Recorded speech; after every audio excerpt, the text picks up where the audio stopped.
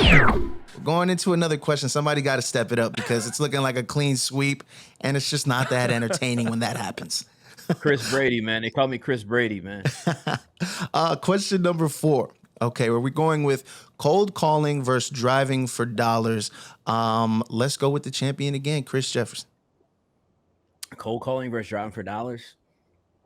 Listen, man, who's driving these days? Oof. Like Oof. cold calling. All right, cold calling, low cost. Gas is, I don't know how much gas is. I don't pay attention. What is it, $5 now? Right? Gas is $5. They're saying gas is going to go to $6. Get on the phones. It's low cost. Get yourself a list. Get to dialing, and use your skill set that you're learning and training for to get deals closed. I'm not going to go drive for dollars right now. I don't think it's efficient. I don't think it's scalable. But that's my personal opinion. Okay. Eric Brewer? I'm going to go with neither. They're both trash. Cold calling is a rat race, right? Like I get 37 of those calls a day between myself and my network carrier. Nobody's getting through to me. And I actually have a few hundred properties that I would sell to someone that made me a reasonable offer.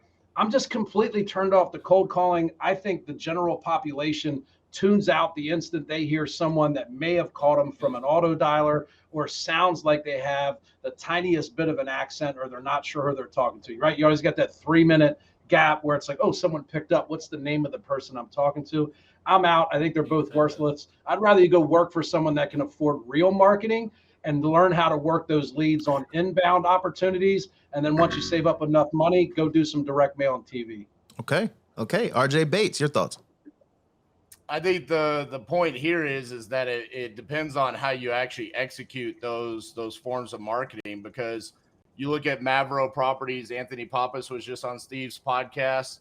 They virtually drive for dollars. So they're not actually getting in the car. They're utilizing tools like Batch Driven or Deal Machine, and they're virtually driving for dollars. And then they're reaching out through other traditional means of marketing, whether that's texting, cold calling, whatever.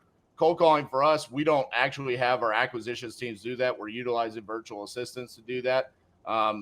It's 20% of our deal flow comes from cold calling. If I had to pick between the two, I'm going to say cold calling just because it's what we actively do. But if you're a solopreneur, I do think that you could do virtual driving for dollars for cheaper. Okay. And Steve, before you take your turn in answering, I need you to know that Tesla autopiloting for dollars does not count. This is we're speaking from the experience of actually pedal to the metal driving for dollars. So go ahead, your thoughts. I actually got in trouble by my Tesla. I got a warning because I was trying to record my screen while I was driving, and it said that they're like, if this happens a couple more times, we're going to disable your autopilot. But anyway, so I think driving for dollars with a different spin. I think that, when you're going to an appointment, the sales guy should be going a little bit earlier. And driving around the neighborhood, seeing the ugly houses, I have a friend in town who he says his best deals comes from having his sales guys go to the appointments early, driving around the neighborhoods, looking at those ugly houses, skip tracing those guys, and yes, cold calling them.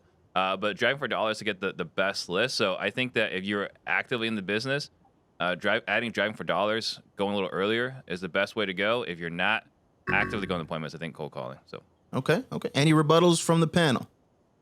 Yeah, I just, look, I just want to say, I feel like I'm having a conversation, quite frankly, with it's like watching old NBA, ESPN Classic guys with shorts halfway down their leg. They're talking about, not cold calling and not doing this. Go cold call, man. Go make some money. All right. Absolutely. Any other thoughts before we close out the question? So you guys got a lot of time to rebuttal. It sounds like there's a little bit of scariness involved with checking each other. Well, I think part of the issue here with this question is you're talking to a lot of people that, or 4 people here that we do a significant amount of marketing. We've all done cold calling. I think when we think about driving for dollars, though, that's not a scalable model. So the answer here is probably always going to be cold calling over driving for dollars.